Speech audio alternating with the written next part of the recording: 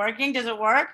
Live on YouTube. That's what it says. Oh my God, are we live? That's what it says. Oh my God, wait, let's just see. Let me go check.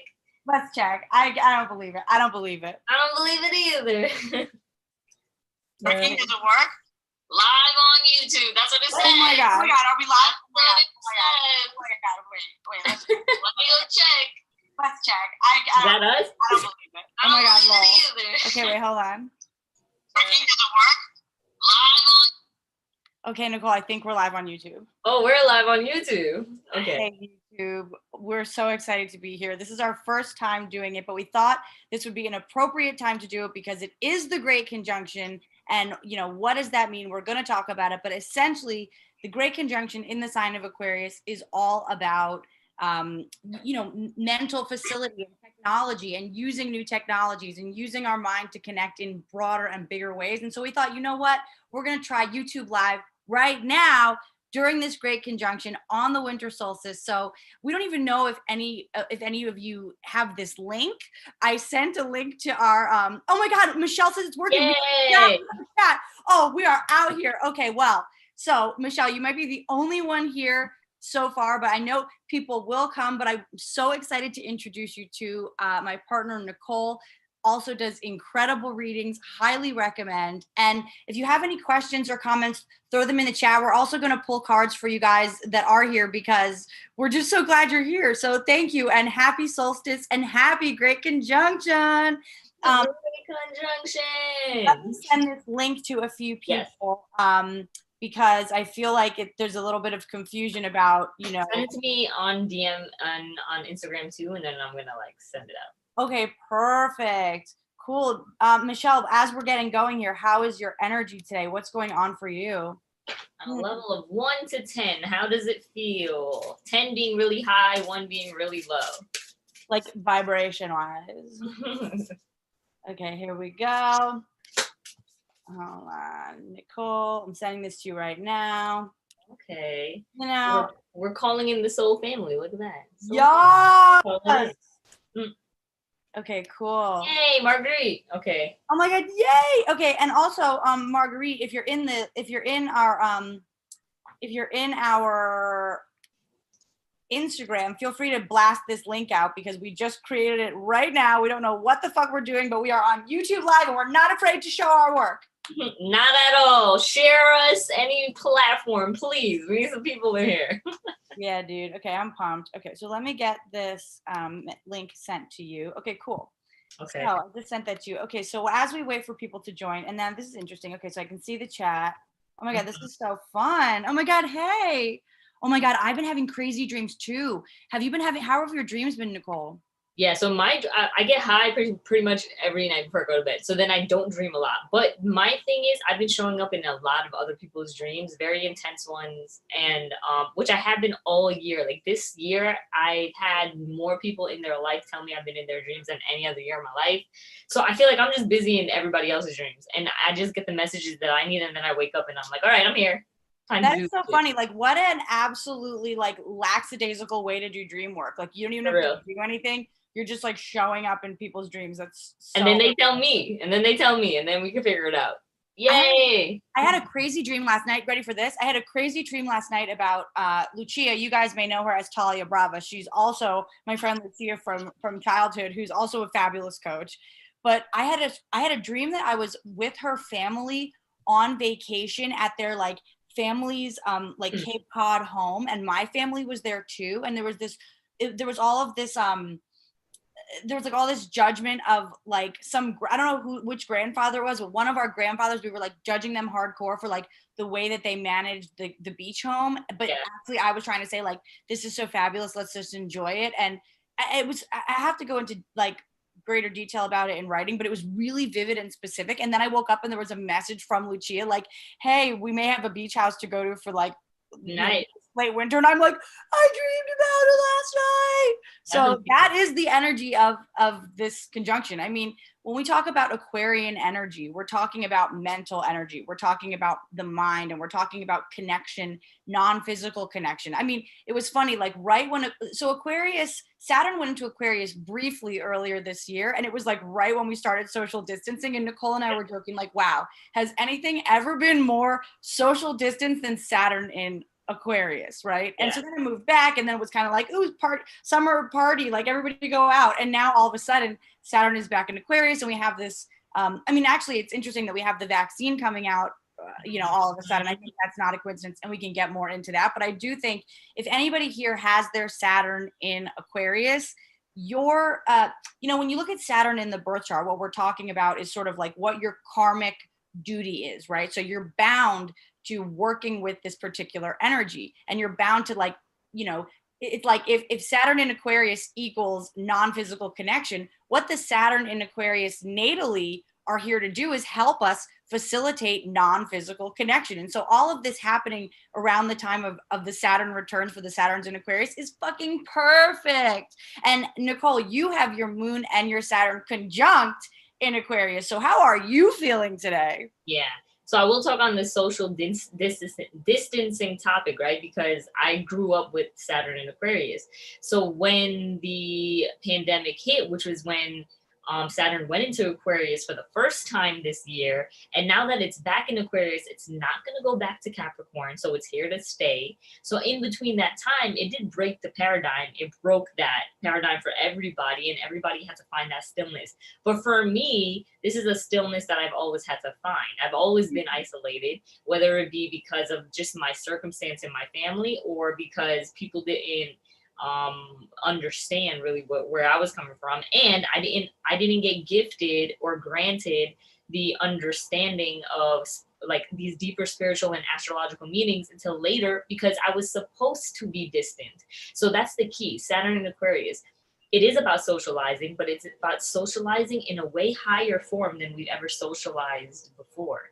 So this year was the breaching and the preview to that. Saturn went into Aquarius right before literally the day that the pandemic started and we had to go in lockdown, right? That was when it started. Then it went back into Capricorn so that we can do the work at home, which is Capricorn, from that month, which was March, till now. So we've been doing the work, and all of the work that you have put in in terms of yourself, in terms of your communication, your dreams, how much shadow work did you accomplish during these months? How much of the truth of your reality did you accept?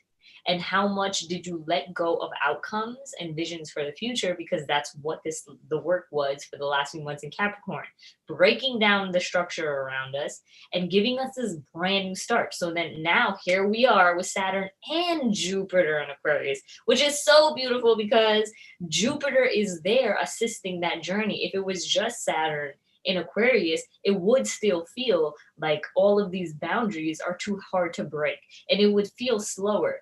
But because we have Jupiter there assisting Saturn through this transition, Jupiter is reminding us about the expansive nature of what's to come, not what is right now. So if you can see a little bit of your options opening up on the horizon, trust all of those options, but understand you got to do something new. So for us, this is our first time on YouTube Live, but this is kind of that energy of, well, we have to continue to upgrade now, and we have to continue to match the times of how we're going to meet people. And if you notice, Sara, like everybody on Instagram has been talking about how they're going to boycott it and go away for like a week or so or whatever. And I didn't even realize that's what was going down. So basically all of the structures and platforms that we have, they're all dangling now on strings, and we don't know which one is going to survive. Is it going to be YouTube? Is it going to be Instagram? Is it going to be TikTok? Is it going to be Clubhouse? Apparently is the new wave. Well, and then I saw two other ones today too. There's now like there's something like View Me, and then there's also Parlor. There's like all these different, maybe Marguerite, that's also maybe for our homework. Like, let's look into what the other platforms are, because I do think that on the major platforms, there is going to be this high level of censorship, and there is going to be a high level of, even on YouTube Live, like apparently there are words that like we're not supposed to say. Luckily, we're not like, we're broadcasting to like our 8 friends. Thank you guys for coming.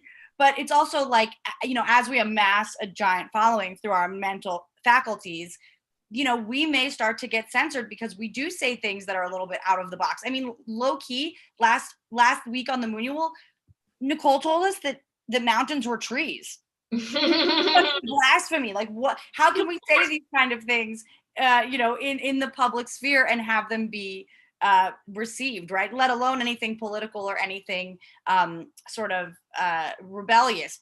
But the irony is, as we move into this new age, and I think what this conjunction really signifies is this sort of like way new Uranian culture, which is all about rebellion, and it's all about freedom from censorship, and it's all about sort of saying fuck the system and sort of fuck this, you know, fuck the society that we knew. I mean, when we had, and I have all these notes that I took, and we can talk more about it in detail.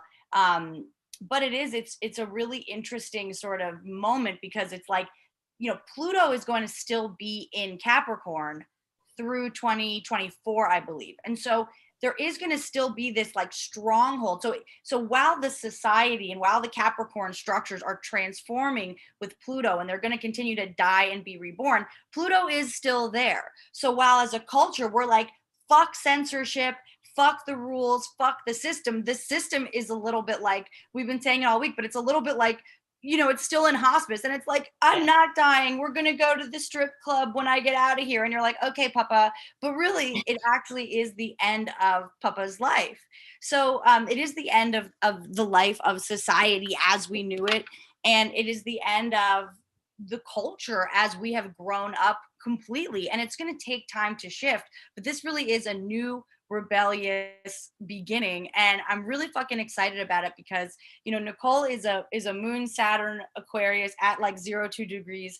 I'm an Aquarius midheaven, Marguerite, I know you're an Aquarius midheaven. So anywhere that Aquarius is in your chart is really having this rebirth of energy. So you want to pull up your charts, you want to get a reading, you want to get to know your chart so well, because everywhere that Saturn exists in your chart, there's going to be this sort of like, it's almost like we're coming through the birth canal now, and it's actually like, oh, the womb wasn't life, the birth canal wasn't life, now we're starting to see the light. And the interesting thing too is, for the course of 2021, like all of 2021, there's going to be this these ongoing squares.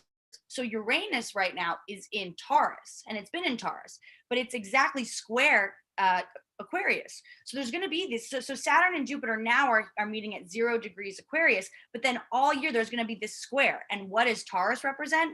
The material, the earth, the physical, money. So there's this kind of like, it's I don't even know if I would call it like a conflict or a tension, as much as I think it's just sort of like the wheel is turning, and there's going to be this, that sort of, you know, when you, I've never driven a large boat, but I imagine when they said iceberg right ahead, there was probably like, it wasn't like, oh, and now we're turned and now we're avoiding the iceberg. It's like, oh shit, we're turning, but it takes a while to turn this massive behemoth of a ship. And so right now we're like, iceberg right ahead. And so we're turning. We're not necessarily going to hit the iceberg, but it is like that sort of crunchy, like, whoa. And so this whole year, there's going to be that tension between, you know, material things and earth and safety and security, and then this sort of new way of doing things and these new ways of thinking and these new ideas. And so we're going to be kind of wrestling with what it means to be a forward thinker, and what it means to have an open mind, and what it means to be working with all of your mental faculty and doing all this non-physical communicating, while also being on earth and having to make money and having to actually ground ourselves in this sort of, you know, potentially spastic mental energy. And Nicole's talking about that isolation feeling. Yeah, we're all going to, number one, start feeling that a bit more, not because there is or is not social distancing, but because we're really starting to understand, sort of on a quantum level, how powerful our minds are and how powerful our thoughts are. So if you thought the law of attraction was important before, it has never been more important. The work of the law of attraction, the work of manifesting, the work in coming together in community, right? Aquarius community, coming together and sharing thoughts. You know, we always make fun of when people are like, thoughts and prayers, thoughts and prayers. You want to know something? Not a bad thing to offer. oh my God, hi, Caridad. It's not a bad thing to offer thoughts and prayers. We joke like that's nothing. It's not nothing. In fact, it's everything. And so when we come together in group and we pray, or we come together in group and we dream or we manifest, or we actually try to bring these thoughts and prayers into reality, the more we do that consciously and openly and share that we're doing it and doing it together, the more powerful our thoughts are. Yes. So yeah. So what else about Aquarius? Like, there really is so much to talk about. Like you already brought up a million more things for me to talk about too. Which Oh my first of God. all, Wait, real quick though, before we forget, Marguerite does have a question. So oh yes, we can answer Marguerite's question. She said, I woke up from intense dreams. Any yeah. perspective on interpreting these dreams from last night that many of us had? Yeah, what do you think? Yeah. So can you talk about communicating with family members who may feel a little not on the same energetic page? Okay, so that is all right. So the dreams, right? Let's talk about the dreams. Did Marguerite tell us what happened in her dream, or welcome to intense dreams, feeling Um, groggy and like a victim, and then got tapped into the vibe and energy just shot up so much. Okay, that does sound somewhat like a Kundalini awakening in a sense, like especially if you were feeling the energy go up, shoot up from your root to your crown, which a lot of people have come to me talking about they've experienced in the last week. And it's really just because your rod, your antenna is more on. So then to follow up with your next question, how do you talk to the people that aren't necessarily on the same page? Because now that you're more open and your antenna is all the way on, you have to address everybody where they are. You can't actually. So now going back to some of the stuff we talked about at the Moonual, and I've been talking about this all weekend with people. Everybody is a child after this conjunction. Right now, we're all children again. So we're all here to show up as our most Aquarius authentic self. And that is something so said and overdone that people think that it is just, oh, well, I'll just show up as myself. No, actually, it's not easy. Why? Why are we on that boat heading towards the iceberg? Like we are Titanic heading towards that. Why are we accidentally maybe might hit it? Because the weight of that iceberg is the weight of what we've said we have been and what people have told us we have been our whole lives. So it is a huge weight that needs to be maneuvered around, and it does take time. So we need to get broken down constantly, especially if you never experience your true self, especially if you always defined yourself by your family or anyone around you perception.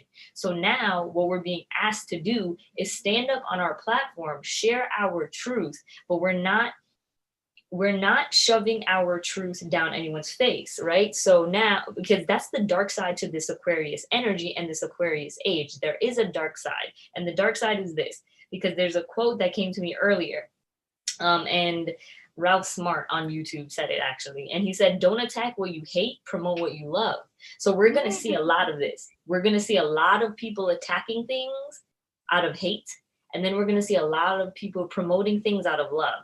And now take this to consideration. I'm not saying to promote love. You could promote something that you believe in, that you love, that isn't inherently the nicest thing to promote in the world. But if you're promoting it from love, you're not shoving it down anyone else's throat. And whoever decides to align and finds you will. That's why, even to a certain extent, we've been playing out this Aquarius energy with the Moonual for a year now. We've been a little bit ahead of the curve because we created our community already. And we said, we're going to take it out of the public eye. We're going to bring it to ourselves so that we can share our own energy and not get censored or put down by anyone else, right? So we can navigate through these waters slowly and safely, which is really the Capricorn lesson. And Sara has a Capricorn moon, so she provided that ship basically as a safe leader on literally the Cancer waters, right? The emotional waters of what's going to guide us through. That's my shit. I love emo. Yeah, and we're all emo here, but it is what it is. We got pain. No, if you don't cry at the Moonual at least once, you're not doing it right. Yes.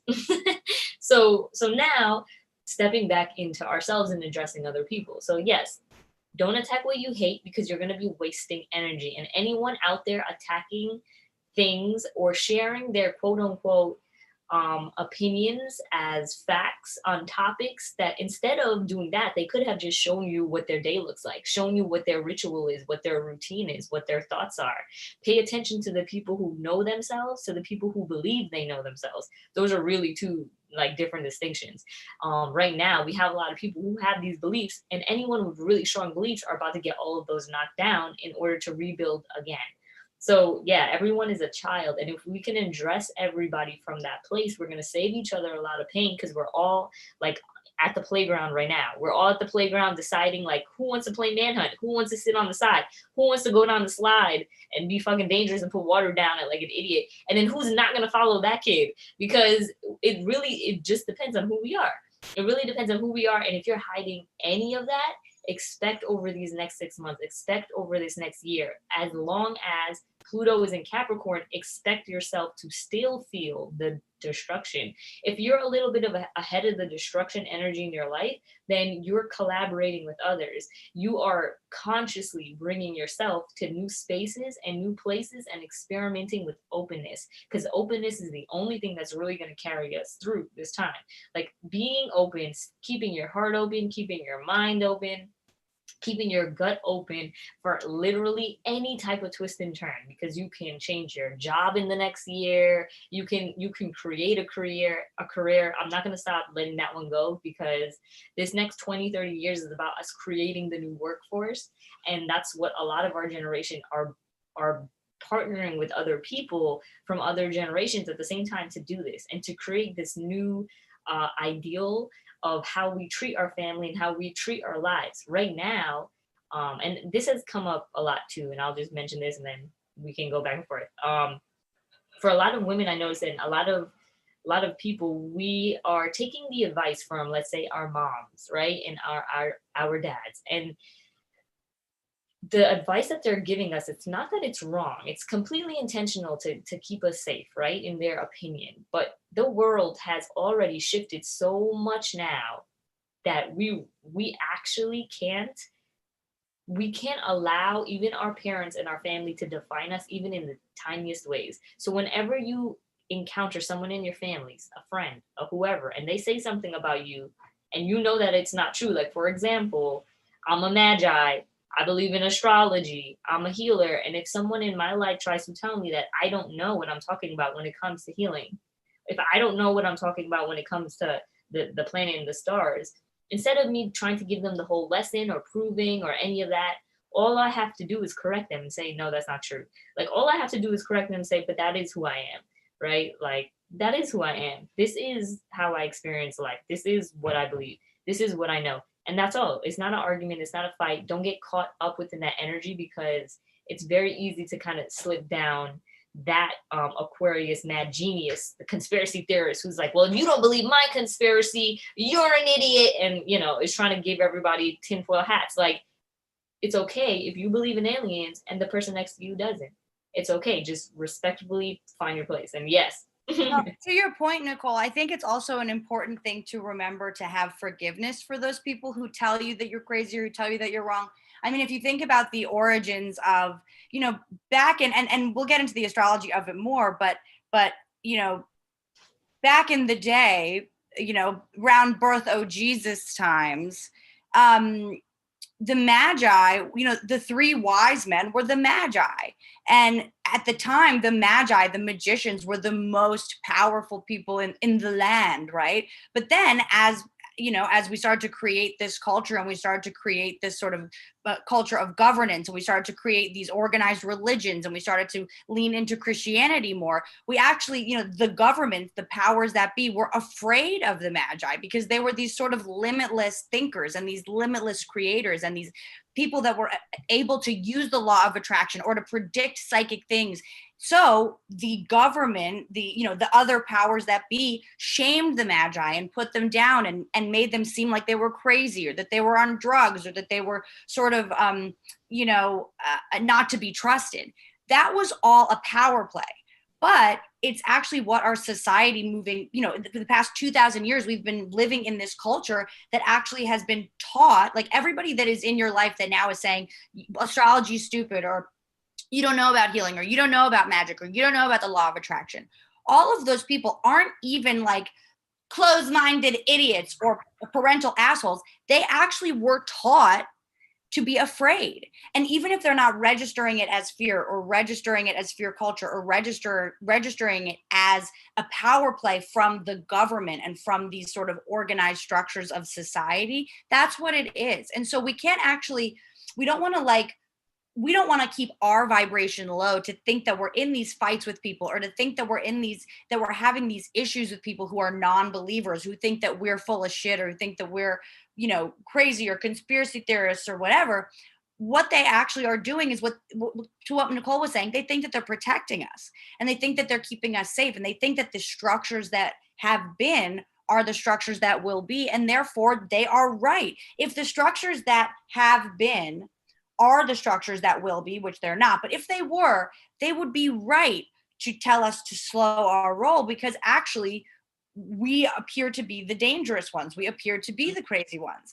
But it's not, we're now entering this new era where it's actually not about government versus magic. It's actually about governing with magic and governing from a place of magic. It's part of why, yeah, that's right. I'm a Capricorn moon, Mars in the 8th house. And so when I created the Moonual, and when we started to have this shift into 2020, where all of a sudden it was clear that everything was going to be different and we weren't going to be leaving the house, it was really important for us as a, you know, as a Capricorn governor, and Nicole's North Node is in Capricorn, so she's learning this. So together we're a really powerful team to actually start to create new systems of government. That's why we're always kind of joking, like, should we do a moon, like, are we the moon party? Are we the next, you know, political power? Because it's like, we are using the moon to govern, and we are using magic in governance, and we are using all of the things that have been traditionally taboo or traditionally scary to the governors that be, to actually create this new society and be a part of the creation of a new way of doing things on earth. So we don't want to be like too harsh on the people that we can't connect with right now. And there's a lot of, I see a lot in the chat, and I would love to know your thought on this, Nicole, but it's, yeah, like everybody in the chat right now is saying the same thing, which is like family and our interpersonal relationships, our boyfriends, our family, they're just not totally open or understanding to this sort of new wave of thinking and this new era of thinking that we're moving into. And so as a result, we end up having these like shallow conversations. We feel like we're just like muddling through bullshit with the people that we care about the most. So I don't, Nicole, what do you think? Yeah. How do we actually handle this transition with the people that we love and that are closest to us, but that don't understand at all? Yeah, so this is why me being a Aqua, Moon, Saturn comes into play, because I literally used to fight my sisters and my mom on religion when I was like 12, 13 years old.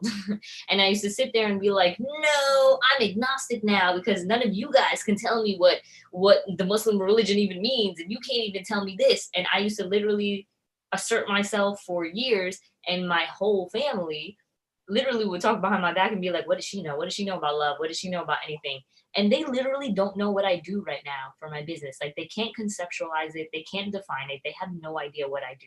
But I've been so unapologetically me, talking about skipping school, throwing parties, not caring, but also graduating on time, taking care of my responsibility, which is what Saturn made me realize. As long as I can be whoever I want, people can call me lazy. I've been called lazy my whole life, and I'm one of the most hardworking people I know. I mean, Nicole, you're not even in your own dreams, okay? Yeah, literally. Doing your dream work.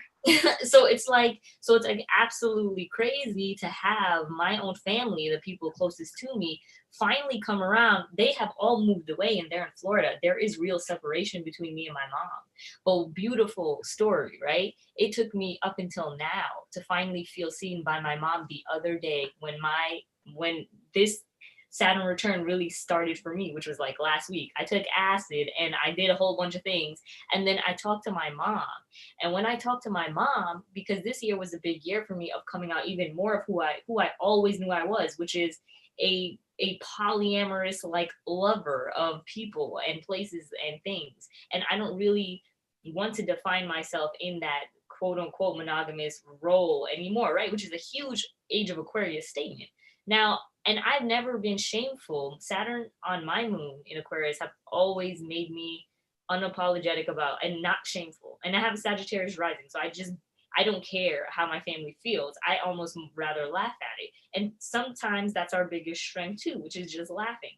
Now here are the two sides. I've been suppressed because of that energy. So I'm finally come around to not feeling suppressed anymore. So now I'm talking to my mom, and it just came up. I took the opportunity because she was telling me how, I'm going to turn 30 and I should like find somebody and get serious. And then I was like, well, first of all, let me blow your mind really quick. And I asked her, because my mom is a lot older than me. She's 40 years older than me, to be exact. So she's turning 70 next year, right? And she's a boomer generation, millennial, very different. So I asked her what's the difference between monogamy and polyamory and if she knew. And she said no. And then I explained to her. And at first she laughed and she was like, don't be like your father. Because my father was like a cheater, a drug. He did all these things. And I looked at, on the phone, I was like, well, Mom, I am my father's daughter. And I am also you. And then I sat there and I like kind of told her how I am her. And she agreed. And she's like, yeah, you got your independent side from me, et cetera, et cetera. And we talked for a while, and she actually was super accepting and was like, hey, you know what? And she actually schooled me, which my mom has never done. So she was telling me about the war and how, yeah, all the men died. A lot of the men died. And because I had brought up population, right? Which population is a big theme right now too. Population control, population, what do we do, right? That's a major theme of what's happening in the world, of why everything is getting so stricter, because it's really hard to control billions of people, especially when they're waking up. When people are waking up to the corruption, then we are now putting pressure on these governing forces to do something back for us, or we're going to do it ourselves. And that's why we're getting heavily suppressed, because the more that we do this, the more we empower each other, which has never been the thing to do. My immigrant family and mom, we're literally taught not to take care of each other. It is a saying, a Caribbean saying, for the parents to tell their kids that you're on your own now. I birthed you. You do you. Whatever you make in this lifetime is up to you. But I don't have to give you anything.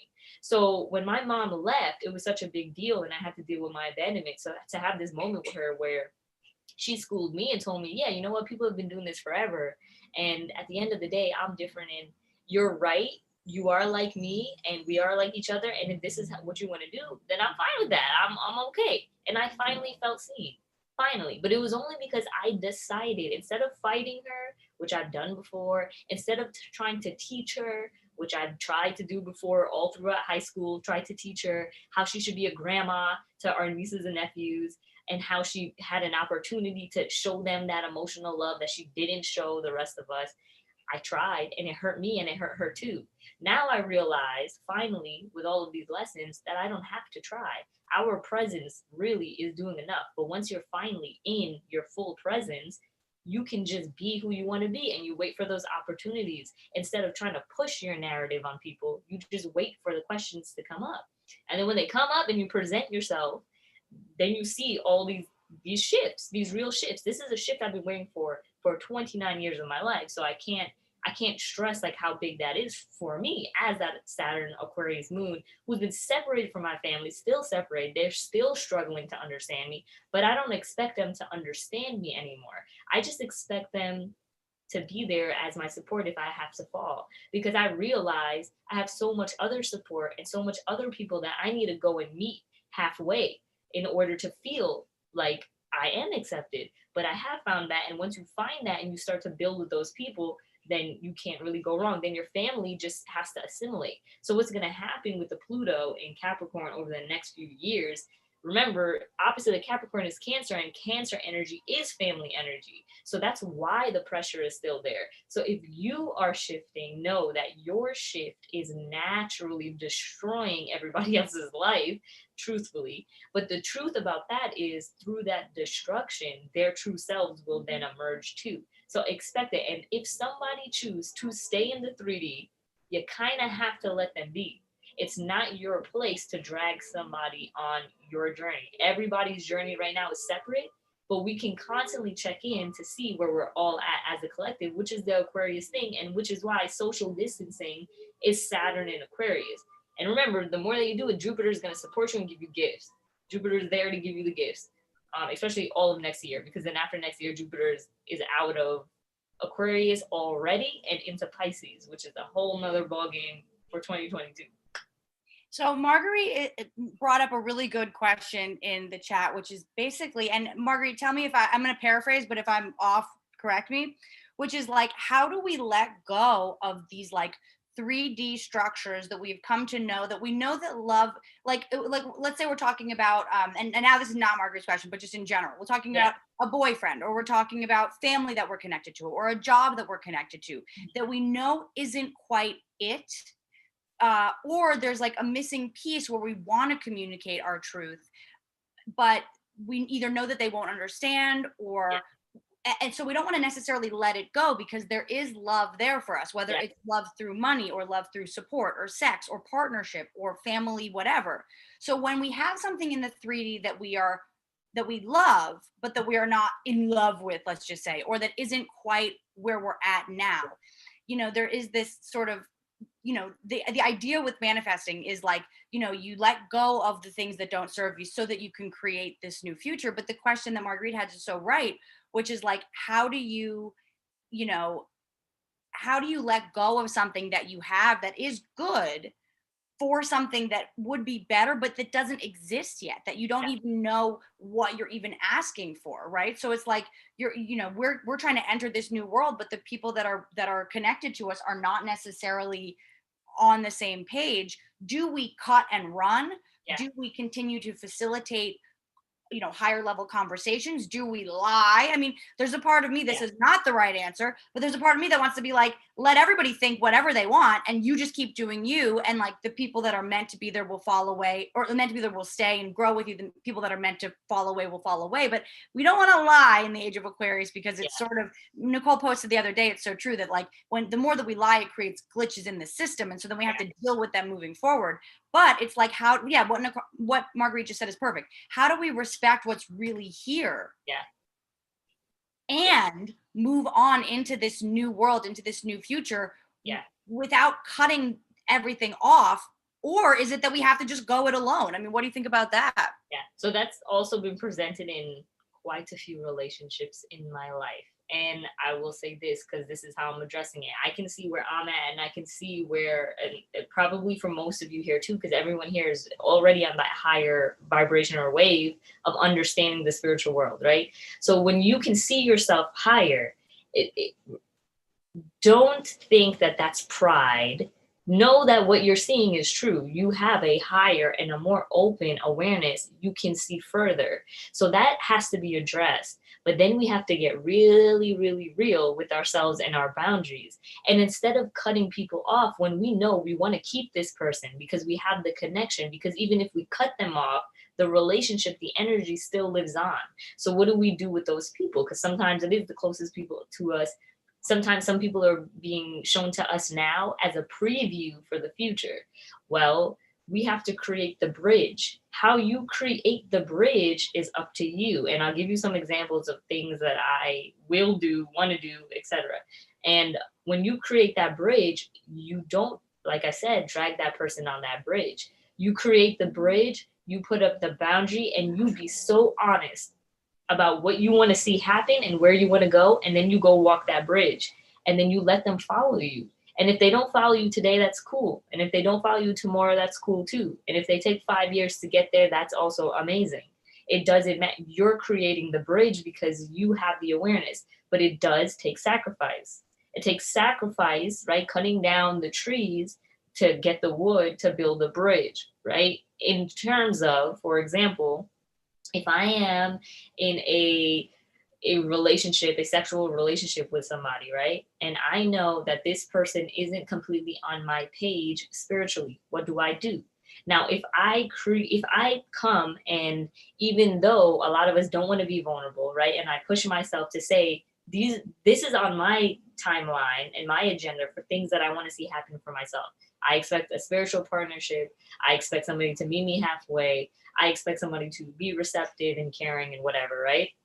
And then I say, hey, whatever we're doing right now, I think it's beautiful. There's so much potential, but we can't fall in love or attach ourselves to the potential anymore. So what I'm going to do is respect that your space, right? And I'm going to give you a tool, whether it's a notebook so you can journal, whether it's just this conversation of me telling that person who they are or what I think about them, the things that I love, the things that I don't, and then saying that this is though the person that I have in mind for what I want, and leave them with tools. Those tools are the bridge, right? So actual tools work because we do have this earth energy being ignited. We still have Uranus and Taurus. We still have the Pluto and Capricorn. So you want to actually leave some kind of physical reminder with people. Give them a stone, give them a tarot deck or whatever, right? That's the bridge. You're saying, I see your magic, even if you can't see it yourself. So acknowledge that person. Tell them that they are worthy of you, even if they can never meet you. That's very important, because if we keep saying that, well, I am here and you are there, so where I'm at is, more worthy and more valuable than when you're at, is kind of force feeding that person and manipulating them to come to where you are, because it's saying that this is the only option, but you have to be very aware of the other person's options, and you have to be very grateful for them and send them that love so that they can choose the path that is authentic to them. That's all that it is. When you highlight somebody for who they are, even if they don't see it, you constantly highlight that for that person you care about, even if it's like a few months at a time. Let's say you do have to pull away. There is a space element to this. You may have to talk less. You may have to say less, not give in to the small talk, even if it's awkward to be sitting there in silence. Even if it's awkward and you feel like maybe I should have did more. You don't have to do more. You have to accept that you are creating the bridge. Your presence is showing up, and have the conversation of what the reality is, and then allow that person to follow you and chase you and get there if they need to. And not with manipulation, which is very hard, because a lot of us have to learn the difference between our own tactics of manipulation and just support, right? Like there's a difference between another thing that has been coming up with the codependency wave, is there's a difference between supporting someone and being codependent. You are not being codependent by saying, hey, I want you to come with me on this journey. You're just saying, I'll support you while you grow on this journey because I love you that much. I care about you that much. I respect you that much to keep coming back and to give you the things that you need if you ask for those things. So basically opening the door to say, I'm going to give you this. You should go journal. Here's a pen. Here's a book. If you need me, call me. And then you respect the space in between. And you don't give in to your desires if you know that it goes against the boundary, because this person doesn't actually see you for who you are. That was an interesting sound. Sorry, I'm trying to work the YouTube live back end. So I apologize for all the sounds, but yeah, I couldn't agree more. I think it's really hard. I mean, there's an element of trust involved with any manifestation work that you do, which requires us to, it's like actually step into that place of fear. And it doesn't necessarily mean like you have to break up or you have to quit the job or you have to end things right now. But it does mean that the more truth that you speak and the more honest you are with what you're actually looking for and what you actually desire, the sooner it can happen. And so anytime that we're sort of like fibbing or lying in an attempt to stay safe, we're actually making ourselves more vulnerable to not actually having this picture come true or this life that we want. So, and I also think we're in this sort of in between phase. Marguerite, we were talking about, you're talking about sort of like, how do we manifest at this time? What are the best practices to do? Well, and we'll talk more about the astrology. We'll get into it, we'll pull some cards. But to me, the thing to do tonight, if you're going to do anything, first of all, this is the winter solstice. This is the shortest day of the year. It is the darkest night, and it happens to be the great conjunction. What do we do on a day like today? We burn shit. So light candles all around your house and take some time to put pen to paper with, you don't have to talk to anybody. Put pen to paper though about what your vision is of your future. What is your vision for the next year? What is your vision for the next 5 years? I mean, I have heard more than one person say that within the next 10 years, all of the jobs that you see as available to you now, or all of the jobs that exist now, will no longer exist, whether it's that they're replaced by AI or replaced by computer technology, or I guess the same thing, or there's just, because we're going to be building new structures and new systems.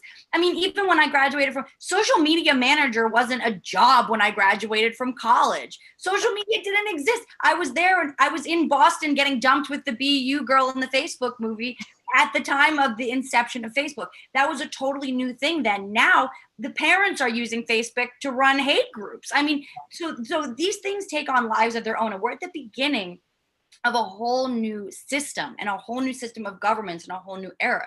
So when we're talking about what it is that we want to manifest, sure, we can manifest money, we can manifest love, we can manifest a boyfriend, we can manifest babies, we can manifest whatever. But you need to know that what you really want to be focused on in terms of manifesting is the feelings that you're going to feel, because a lot of the stuff in the physical, you know, is neither here nor there. It's actually also in transition.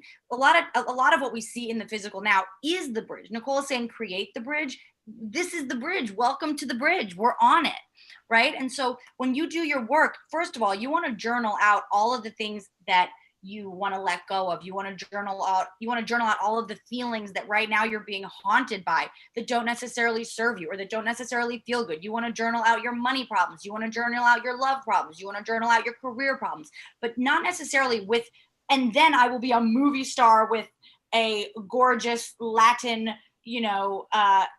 billionaire to support me from afar. I mean, that's just, maybe my fantasy, but it's like, that may not exist anymore. So when we're doing the stuff we want to let go of, write it all down, burn it. But then when we write the stuff that we want to bring in, we actually want to talk about the feelings more than anything. So I want to feel really secure in my bank account. I want to feel really secure in my love life. I want to feel really desired and wanted, and I want to feel really liberated. I want to feel that my career is challenging and inspiring to me, and I want to feel like I'm creative every day. So when you're doing the letting go of work, you can get really specific. But when you're doing that call, and you want to burn it, tonight is a night to burn candles, burn paper, burn your hair with a flat iron. Maybe I'll be straight hair tonight, who knows, right? But we want to actually burn the old and call in the new. But the new is not about the specifics. The new is about the specific feelings. And we were talking about it on the Moonual last week too. And if you weren't there and you want to get a copy of it, just throw your email in the chat. I'll send you the replay. It was fucking dope. It was so awesome. And thank you for everybody who came and for everyone who presented. But something that Nicole struck on at the Moonual, which I think is important to note now, and she's sort of talking about in the chat, which is like, when we are manifesting, we want to picture having that thing and feeling that feeling and seeing it really be real.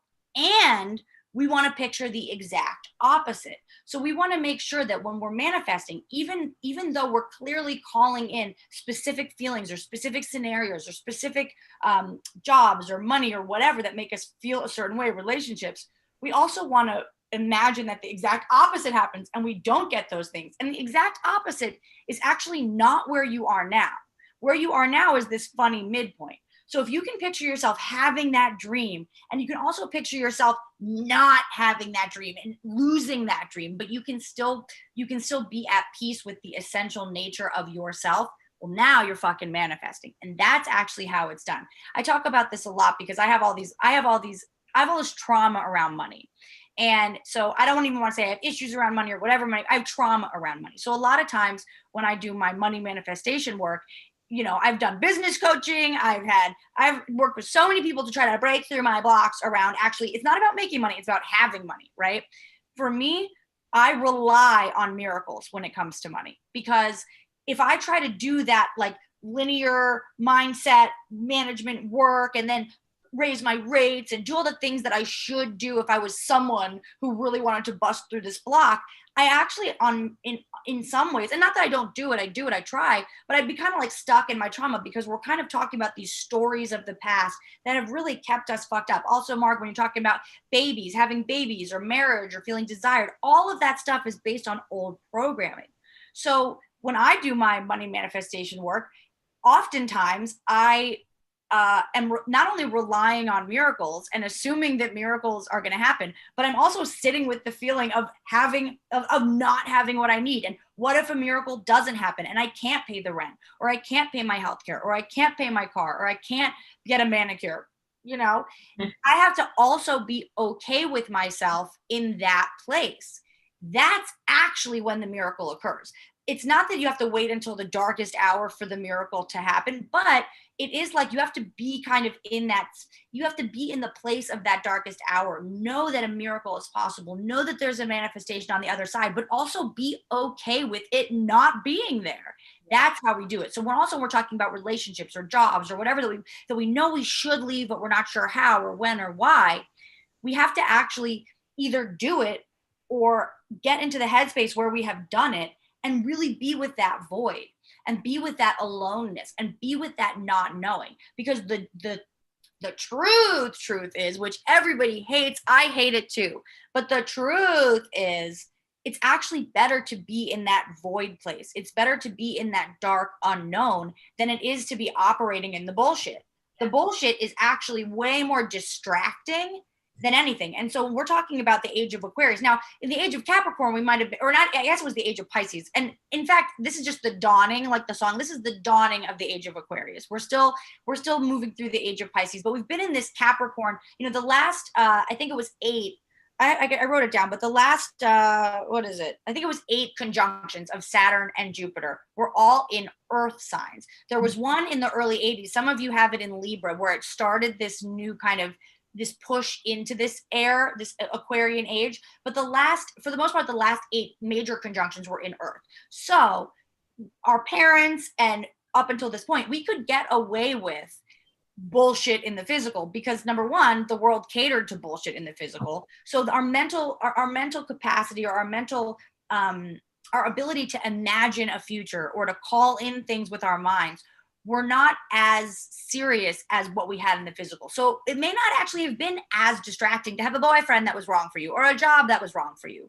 But now that we're moving into this more heightened, like sort of quantum age of creation and a quantum age of living and being, now those things in the physical that are not actually in alignment with us are going to be hugely distracting, because it's not just that we're kind of like operating in this like level of bullshit or this level of sort of disconnect. It's that our mind is the most powerful tool that we have now. So if we're spending all of our time going, okay, I'll break up with him next week, or I'll leave this job next week, or I'll tell them when I'm ready, or I'll tell them when they're ready, or whatever, that is where your mental energy is going. So you're doing all of this mind management that actually keeping things exactly as they are, even if on one part of your brain you're bringing in something else. Sure. It's not the case, because actually the reality of the situation is that the reality is crumbling before our eyes. So the more that we do what we can to try to pick up the pieces and keep things as they are until we get to the future, the more we stay in the 3D. So there is this leap of faith that's necessary when we're doing these big manifestation projects. And I think what Nicole said is so dead on too, which is that everybody is on their own journey. So you can appear to have a breakup with someone, let's just say, or you could appear to lose a job, or you could appear to lose all your money or your house or whatever. And it's not necessarily that you've lost those things, it's that they're on a different timeline than you. So as you move forward, the people that are meant to come with you will come with you. And the people that are meant to stay behind or to create their own utopia will do the same. But we're not doing anybody any favors. We're not doing any favors by like pretending that things are all good or pretending that this is what we want when it's really not. Yeah, exactly. It's raw honesty that is going to hyper accelerate the timing, because Capricorn is so about time. We had to sludge through the Capricorn transits, and we had to drag our feet, and we had to feel every step. But Aquarius is not that. Aquarius transcends time and says, what are you doing right now? Who are you right now. So with Aquarius, when you every opportunity, like Sara was saying, if you say, I'm going to have that conversation next week, I'm going to wait till next time. Every time you do that, that is the glitch in the system of now. You can't move forward. You have every time in between those two times is a waste of time, because then you have to come back, right? Which is not to be hard on yourself. It's just saying that, okay, if you catch yourself doing that, then pick up the phone and text the message and say the crazy idea, say the crazy dream you had, say the crazy message you think you have for somebody, or whatever it is, right? And take that crazy leap, because when you do that, you are going to understand the actual saying of time is an illusion. Now we're still going to start to understand what that really means. Before this, we could say that, but we couldn't see the evidence because we needed to feel the weight of all of our actions, of all of our thoughts, of every decision that we made.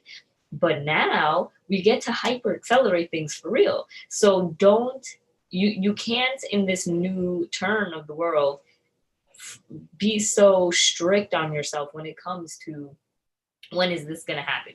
And if by this timing, if this doesn't happen, then I guess it's never going to happen for me. So I got to like forget about that dream.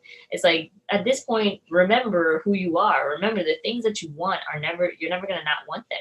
You're always going to want them whether you get it or not. So now drop the time that it takes to do things, because with technology itself has sped up so much. This is the magic of the world and us as humans, right?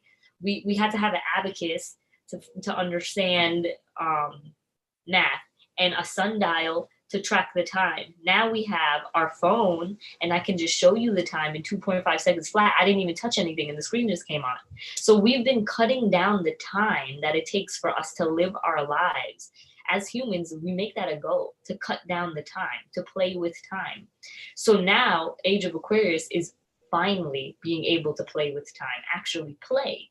Not to play with the structure so that we can make more time for ourselves, but now that we have AI that is going to inevitably come on the scene, that's to cut down the work for us, right? Because what is AIs? I mean, AIs are basically slaves, except they learn on their own, and they have the capability of going way beyond us, because they're not us. They're a creation that we made.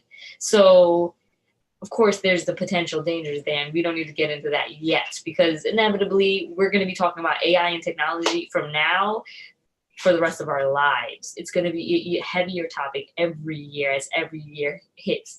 So don't worry about it. There's nothing to really fear, because at the end of the day, one thing that I learned with that too, talking about social media, talking about technology, talking about the presence that we make in our lives, it better match up with the presence you make now online. Because if you don't match up, everything that you're creating online will be shaky AF, and it will break and fall, and you're just going to have to do it again and do it again and do it again and do it again.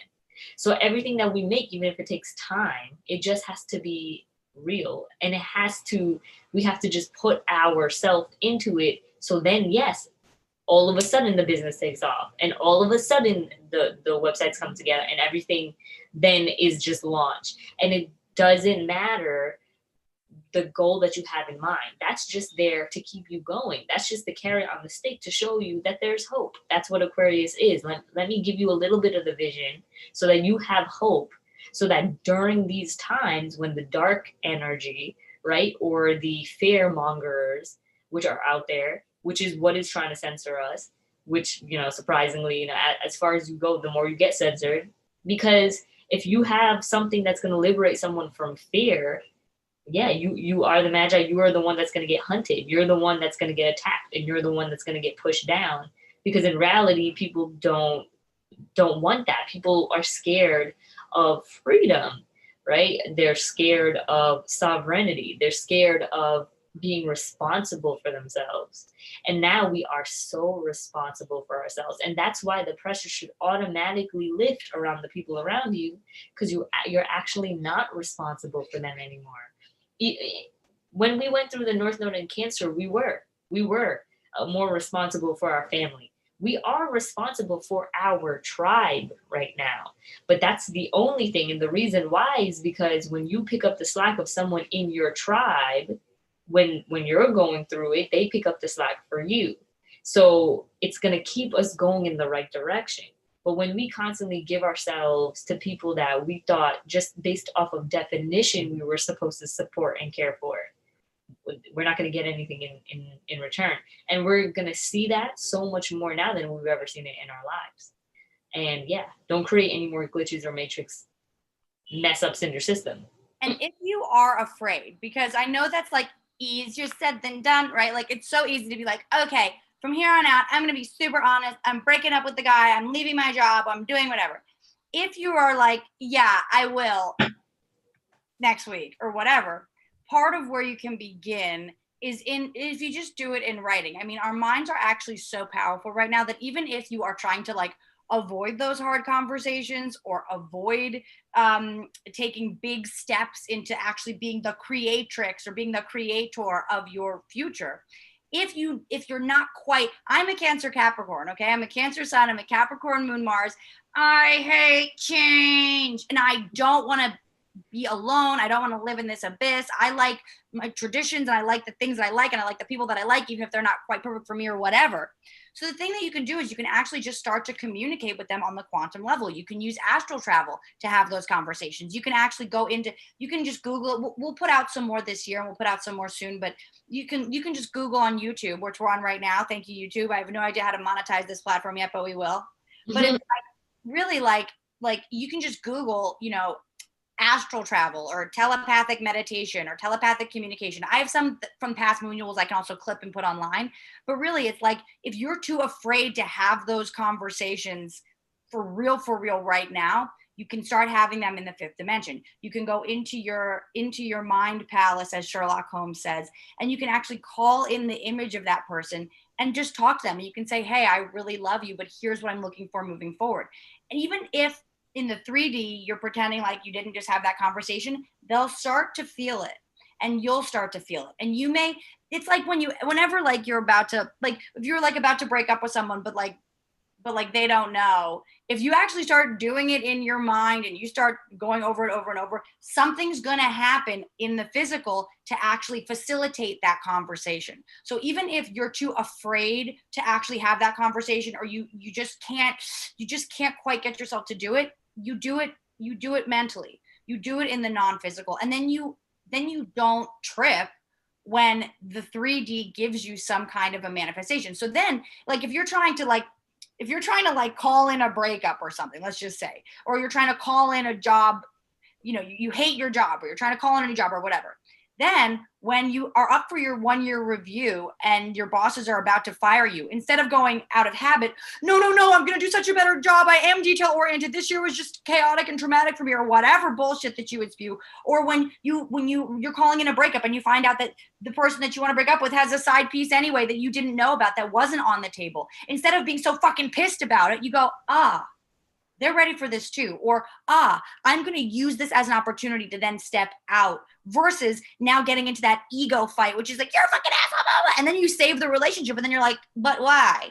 So that's the whole thing. It's like, you want to actually be real enough with yourself about what it is that you want, so that on a soul level, you can actually participate in the gifts that the universe is trying to, we're in like a big gift exchange, and the universe is trying to give you that secret Santa gift that you need to actually shift things. But when our egos get involved, we're fucked. So we forget about the vision. We forget about that thing that we wanted, and we go, you're wrong, I'm right, prove I'm right, keep this relationship going, keep this job going, keep my bank account low, or whatever, when actually there's opportunity on the other side of that disconnect. We just have to let our egos calm down enough, and we have to come from this higher soul place so that we can actually see the gifts that we're getting, instead of being like, edible underwear, what am I going to do with these, right? Like, we're going to go, oh, okay, I'm actually just hungry, I need a snack, whatever. I got it at a gift exchange once when I was a kid, and it stuck with me. It was traumatic. I was like, people would eat underwear over someone else, and now I'm like, bring on those edible underwear. So you see, the mental stays with you. But yeah, it's like, just don't reject what's happening in the physical when it's actually a gift that brings you into closer alignment with your mental. And if like I said, if right now you're not ready to do that, make that big leap or make that big jump, is it that you have a lack of faith? Sure, maybe. But What you can have faith in is your own mental process. So even if you're not ready to just like drop everything and start anew, even though you don't know what that new looks like, you can start to create it in your mind, and you can start to have faith in the 5D and faith in this higher dimensional process that we're all actually getting. We're seeing it get played out in real time, but it is all happening first. I mean, everything, like I was saying before, everything that we see right now, this table, this lamp, this light, this Coke, whatever, it was all created. It was all thoughts that came together long enough and hard enough and strong enough in the mental to actually have us create something in real life. So the same goes for now, and it goes for everything. It's not just we need to create a table. It's actually like we need to create new relationship structures. We need to create jobs that really support us and that we feel that are in alignment with us, right? And there's going to be a lot of pushback from society as Pluto finishes its transit in Capricorn. The next few years, there's going to be this weird crunchy period where we're all like doing all this manifestation work and creating all these new structures and creating these new ideas about the future. But then reality is going to go, no, corporate is the boss. No, money is power. No, relationships are about getting to marriage. And no, if you get pregnant, you better keep it no matter what happened, right? All of that is going to come in stronger and harder. And it's not to actually jail us back in the 3D. It's so that we can actually superpower our mental to really free ourselves and know that that is just, what do people do when they're afraid? They push back. And so we're going to see on a societal level, the material world that is so high in vibration because it exists, right? It was such an important thought that we created these things. Who had a ring light before this? But everyone's like, oh no, I'm on Zoom all the time. I'd better hide my blemishes. Everybody's got a ring light now, right? So those are thoughts that was a reaction to the physical, but the physical is still the physical. So there's always going to be this sort of like quantum war going on, or this quantum battle that's between the physical and the non-physical. And so if you find yourself in that position where you're like, fuck, the physical is just fucking with me right now, or my job is fucking with me, or my money is fucking with me, or my relationship is fucking with me, and yet I feel trapped. I feel like I can't get out. I feel like I can't say the thing. I feel like I can't quit. That's where you really trust. That's where you have faith in the mental processes. And that's what this Aquarian age is all about. And like I was saying before, there's that square with Uranus. So whereas like at first, all of 2020, there's going to be like, I guess like 4 like major squares, but it's going to be between so there's Saturn and Jupiter together, but then they will separate, right? They move at different speeds. So Saturn and Jupiter will separate. So then there will be separate squares between Uranus and Saturn and Uranus and Jupiter over the course of this year. And so what we're going to see is the squares with Saturn are going to indicate either like like there's going to be like, oh, well, in my mental, this is what's going on. And then there's going to be like, but on Earth, you now can't get an abortion, or now on Earth, you have to work for Amazon and they're going to pay you this much money, even though it's not a lot of money, but you get discounts or whatever. We're going to be tried to control. The corporations are going to try to control us. The money is going to try to keep us down. The powers that be are going to try to fuck with the things that we actually know and believe are ours and our birthrights, right? Or ours to create, or ours to step into. That's that Saturn square. But then that Jupiter is going to come along and it's going to actually unlock that door more. So then when we have those Jupiter Uranus squares, it's like, so the Saturn squares are about like boundaries, restrictions, limitations, but that should launch you into building new physical structures that support the thoughts.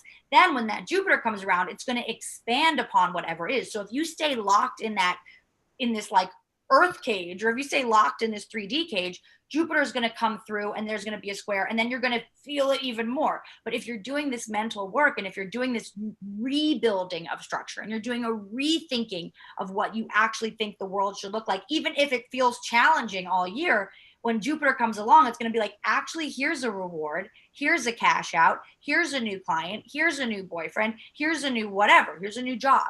So that's really the energy that we're working with. It's going to be like, I'm imagining this new thing, but it feels impossible. then you go deeper into the mental. And then when Jupiter comes around, it's like bada bing, you're in business actually. And so even though that Jupiter square can take things away, it also can bring things forward. And so that's the energy that we're kind of playing with all year, which is like, it seems like all hope is lost, but actually there's always hope, because we have our minds, and we have our ability to connect in private community. We have our ability to nurture each other's dreams and each other's visions. More than ever, it's important. I'm not just saying this to sell anything, but like, come to the Moonual every month, come twice, come for the new moon and the full moon, because it is this container for dreams. Join a group coaching program, work with the coach, work with Nicole, work with me, work with you don't have to work with us, work with someone else, but you want to make sure that you have a witness. Write it down for yourself, but you want to have a witness to your dreams. You want to have a witness to your mental process. You want to get called out when you're actually being negative, or you're actually being, you're being manipulated by what you think is possible because of the 3D. This is a more important time than ever to actually bear witness to your thoughts, bear witness to your dreams, share them with others, share it in community, so that you actually can be held accountable. It's very hard to be accountable for your thoughts when no one's listening. So that would be sort of what I say to that, how to deal with that fear of stepping into the new without just like burning down the house. Yeah, completely agreed. And then, so on the topic of those squares, I want to say two things. It's beautiful when we get all these squares, right? And I was just talking about the angles with someone like yesterday. When you get a square, it's a challenge. Now, that challenge forces you to use the energy to do something about it. Right. Whereas the trines, the gifts, they feel good, and we get to like reap something, some kind of reward, but usually it doesn't push us to learn anything. So next year is such a leveling up. Every time Jupiter squares Uranus, every time Jupiter squares Uranus, what's going to happen is you're either going to get a lesson or a gift. That's how you know you're on the right track. Did you get the lesson? Then you need to catch up. Did you get the gift? So then you're on the way. Keep going. Now keep building that. And remember, for right now, let's come back to this times. Jupiter and Saturn left Capricorn, 0 degrees Aquarius. But as soon as they left, two other planets took their place. And those planets are the Sun, right? At 0 degrees Capricorn now. Right? Am I bugging? Yeah, we're in Capricorn season. And Mercury at 1 degrees Capricorn. So those two planets came right in to keep the conversation going, literally, and to keep us feeling the effects of Capricorn, so that we can properly identify within ourselves and our body what that upgraded new sense of ourself looks and feels like, while we hear coming from our mouth and our body the limitations that we gave ourselves. So we're really becoming our biggest mirror. And that's why it's important to spend some time alone during this time. Always going back to yourself and making sure that you are your sole authority on every decision you make is really important, because you can get the advice from anyone, but you have to then go back in with yourself for a second and say, okay, do I really want to do this? Do I really want to do this? And then when you get that okay from you, you do this thing. And once again, every time, and if you follow us at the Moonual, if you follow me, if you follow anybody that's attached to us, you're going to find out when Jupiter is squaring Taurus and Uranus, and we can figure out as we go along and track those energies, so at least we can stay on top of our own shit. Only you right now can stay on top of your own shit. We are now coming into this time where so many more people are going to be self-employed.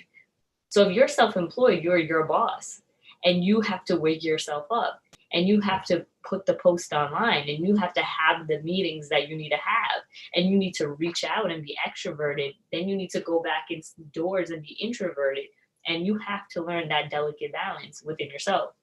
The North Node in the air sign of Gemini is helping us because it forces us to get up on these stages and talk to everybody. So that way we're sharing all of the perspectives, and next year is exactly that.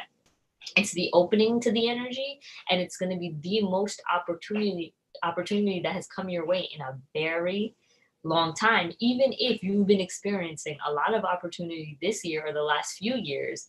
Know whatever you experience is about to times 10.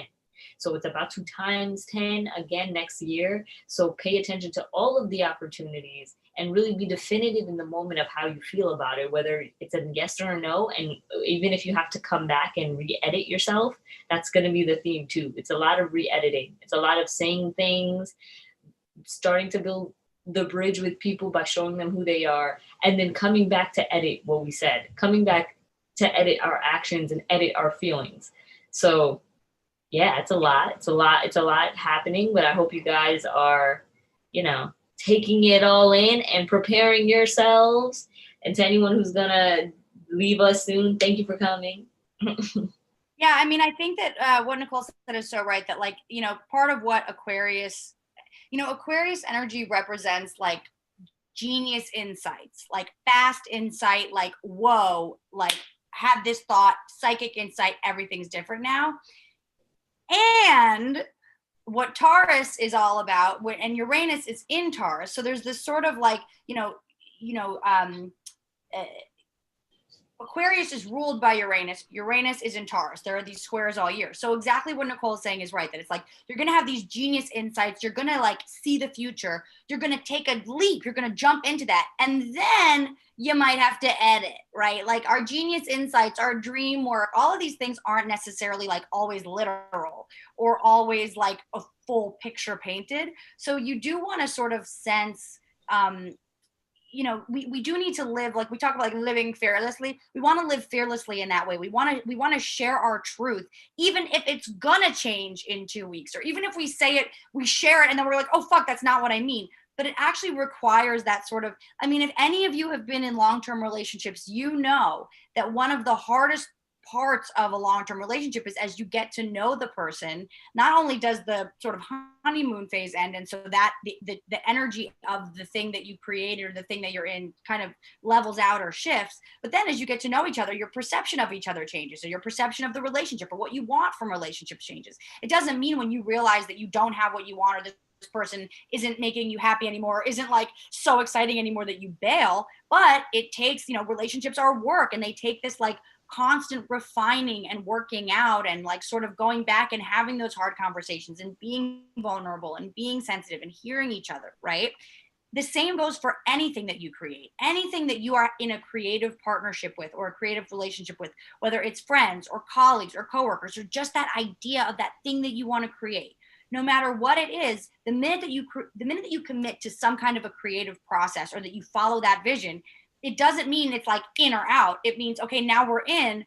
So we're going to have to now keep working to refine and keep working to make this thing actually Taurus real. So it's like our genius insights are getting squared with the genius insights of the sort of collective. And so actually finding that midpoint is a huge part of the work. And it's not automatic. It's not super easy. It's actually like, it's like, okay, it literally is two, like in a relationship, it's two different beings or two different energies that exist that want to connect and that want to actually make peace. But it's like, you have to do you have to talk it out, and you have to be vulnerable, and you have to take things back, and you have to rethink, but you do have to get into that relationship before you can start working on it. The same goes for all of your creative projects. The same goes for all of your deep insights, all of your visions of the future. It's not going to be like snap your fingers and now everything's different. It's going to be like snap your fingers, everything's different. And now we need to actually like deal with, okay, if you change your hair color, you might have to go get new lipstick. It doesn't mean the hair color was a bad choice. It just means now that you have a different hair color, you got to get a different lipstick. It doesn't quite make your eyes pop in the same way. I hope it's a funny analogy, but kind of good. Sari said she pulled 2 cards. The first one we got, fear, fear. It will lie to your face. I love that. And the second one is good shit is about to happen. Don't mess your issue. Don't let your issues mess you up. Fuck yes, fuck yes, fuck yes. And Nicole, you had some cards over there. We can start pulling them too. There are a few other things I think are worth noting about today's astrology, or about the astrology that we're in. I think it's worth just talking about what we've been through. Yeah. So 2020 was actually a year that has been preparing us for 2021 and this shift. So what happened in 2020 is that we had these basically like Saturn and Pluto met at the beginning of the year. So in January of 2020, Saturn and Pluto met. What are the Saturn and Pluto meeting indicate? It's basically like destruction of the old world, right? Saturn, boundaries, the world, the government, the healthcare system, all of the systems of the 3D that we're so attached to meets Pluto, destruction, rebirth, evolution, right? So we started this year with basically like, the 3D on its deathbed. And then we had 3 conjunctions of Saturn and Jupiter that now we have again in Aquarius, but we had 3 conjunctions of Saturn and Jupiter meeting in Capricorn all year. And so what did that show us? Well, it brought us coronavirus. Kobe died. Australia was on fire. The West Coast was on fire. We're losing communities in fire. So we're actually seeing this like massive wipeout of the systems that we actually knew to be secure, right? Then we had the nodes that were in Cancer and Capricorn really bringing us all home, bringing us all into like what nurtures us, who nurtures us. We are we've literally been bound to our homes. So that was all happening while the nodes, which is the fate points of the collective, when the eclipses are in Cancer and Capricorn. But then in July, well, I guess in June, there was this first eclipse that we experienced on the solstice 6 months ago. That was in Gemini Sagittarius. That was kind of like a peak. That was like a window into what we're experiencing now and what we're going to be experiencing. But then in July, there was like this miraculous thing that happened where it's like usually when we have new moons and full moons, the new moons start at the beginning of the sign, and then the full moons illuminate in the middle of the sign, right? But then in July of this year, there was a second new moon in Cancer. So we had a new moon in Cancer at 0 degrees. Then we had a full moon eclipse, and that was an eclipse. And then we had a full moon eclipse in Capricorn at like 14 degrees. But then we had another new moon in Cancer. This was a quantum leap into a new timeline, because now moving forward, all of the new moons that we experienced and that we will experience for the next 6 months are going to be at the late degree of signs. So instead of the moon cycle basically going like, new month, new moon, middle of the month, full moon. Now it's like the new moons are about that mastery energy. The new moons are at the end of the sign. So we are actually going to be having a full moon coming up to end this year on the 29th. And it is so this is a third full moon in Cancer, but it's at the beginning of the sign. So then when we have our next new moon in Capricorn, we'll be hella into Capricorn season. It's actually the end of Capricorn season that the new moon in Capricorn is in. So it's an interesting flip. And if you have any questions, I don't know if that makes sense to anybody who's not following the moon work that specifically, but it's like now all of the new moon energy. What do we do during new moons? We set intentions. We make clear what we want that sign to embody for us. And we can look in our charts what area of life it's affecting, but we're actually like, whereas usually we would be like, okay, like new energy, new month. Now it's like from this masterful higher level, 23-degree place, actually this is the new intention. And we actually are setting that new intention, not because the season is upon us, because the season has passed and now we know. And then that full moon is highlighting the growth from the previous cycle, but then it's also highlighting like what needs to shift, what needs to change. So whereas before every full moon was more of like celebration, release, like keep manifesting. Now the full moons are almost like, how do we put it? It's like the new moons are intention setting from a mastery perspective. The full moons are now, yes, they're celebrations, yes, they're release, but they're also now illuminating problems. They're illuminating the areas in that sign that you and that the collective actually need to get super fucking real about, so that at the next new moon, when we finish the season or we finish the zodiac, when we finish the sign, we're actually going, okay, here's what I've learned based on that full moon, and now these are my new intentions moving forward. So it's a much more powerful way. It's actually like a really cool thing, and it's not something that like we've ever seen in our lifetime, but it really is like there's this embodiment of the master energy that now we're all able to tap into, where we're not making intentions from like what we hope will happen. Now we're setting intentions from what we know to be true, and now we're setting intentions from this powerful place of leadership, right? There was also this sort of miraculous thing that happened where I guess it was, I wrote it down. Oh, also during those eclipses, let's not forget Comet Neowise. Astonishing. I don't know if anybody watched, but comets are a huge deal. The last time that we could see Comet Neowise on Earth was like 6,800 years ago. It was so far before Jesus. It was so far before the written language and humanity as we've come to know it, that it actually, like, you know, when you see comets, I mean, I'm pretty sure that right before the fall of Rome, there was a huge comet sighting. Comets, especially before this time of like maximum technology and all of the connection tools that we have, you know, comets indicated great societal changes. It was like a sort of an omen. And whether the comet had a white tail or not was basically how they distinguished whether or not it was a good omen or a bad omen. So this comet Neowise had a long white tail, which means it was a good omen.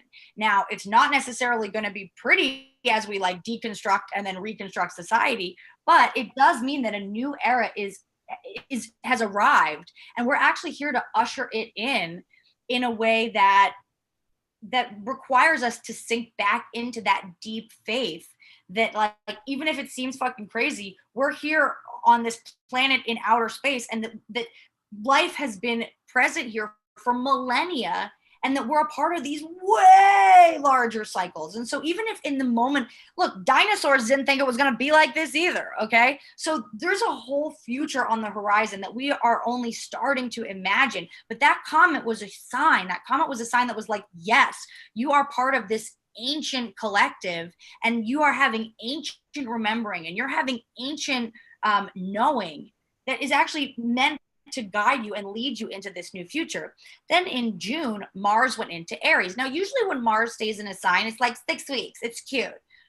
Mars is still in Aries. So Mars has been in Aries from June until mid-January. What is Mars? Mars is Mars is the warrior. Mars is the fighter. Mars is about battle and about you know, what drives us, what motivates us, what fucks us up, what lights us up, what turns us on. In Aries, Aries is the home sign of Mars. Aries represents first, new beginnings, starts. While Mars entered Aries, we also had Chiron there and Lilith there. So now Lilith has moved into Taurus, and I'll get to that in 1 second. But for the bulk of the last 6 months of this year, I think Lilith moved in September, but from like for all of this year, we had Chiron, the wounded healer, and Lilith moving through Aries, healing the divine feminine. When Mars entered in June, it was literally like a wake-up call for the divine goddess warrior. And it was really the rebirth of the divine feminine. And that is something that I think we're all kind of feeling and we're all seeing. And, you know, especially the women who are here and the women in the chat, we're all kind of feeling like, I don't know, important. You know, it's like kind of really understanding that we are the leaders of the future, and we are the next generation of you know, structure builders and of culture builders. And so this was really like a wake-up call for all the witches to be like, hey, come out from under the bridges. You're safe. You're not going to get burned at the stake. You actually need to build new stakes. You actually need to show up and rebuild. You are safe now.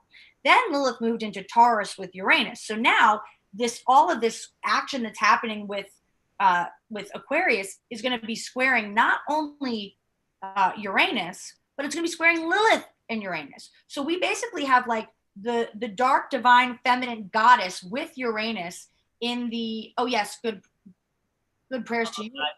Good prayers to you, yes. But we're actually like, Lilith is with Uranus in Taurus, being like, the women have equal pay.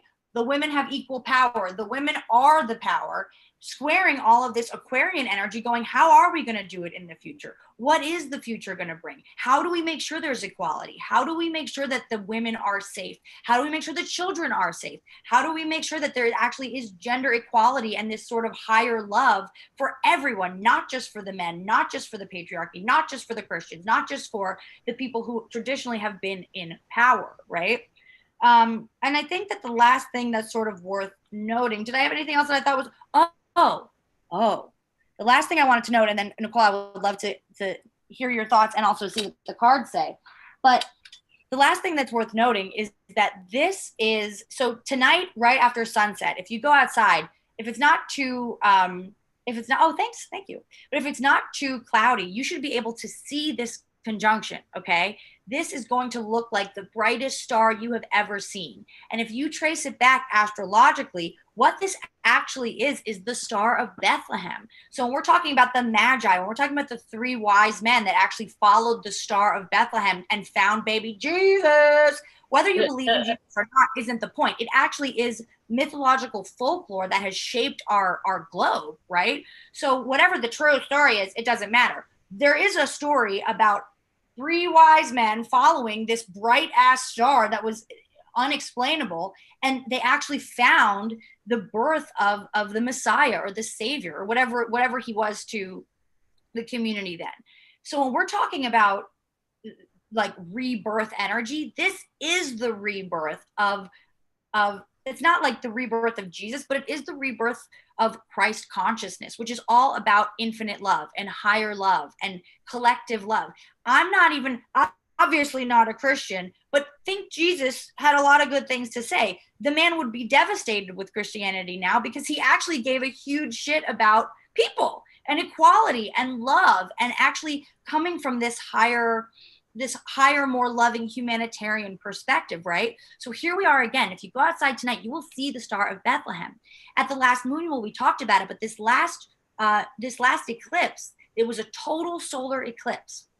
That eclipse was with the south node in Sagittarius, basically right on the galactic center, which is like, it's known as like the portal between like heaven and earth. The galactic center is like the black hole of the zodiac, and it's where it's like the gravitational pull of outer space. So it's not like the moon creates gravity on earth, but the galactic center is like the portal between worlds, and it's at the late degrees of Sagittarius. So first of all, if you have any late degree Sagittarius in your chart, you have this power. You are this master creator. I have it on my descendant. Thrilling. That's why I can always pull a man. Even if I'm looking bad, I can pull in the boyfriends, okay? But like wherever the galactic center is in your chart, you have this ability to pull in whatever it is that you want, because it is sort of like a black hole of infinite time and space and connection. So the south node, the moon, and the sun were all aligned on this galactic center. And it was all about like the theme of the last eclipse was all about sort of like new life, big light, freedom. This sort of like, it was sort of like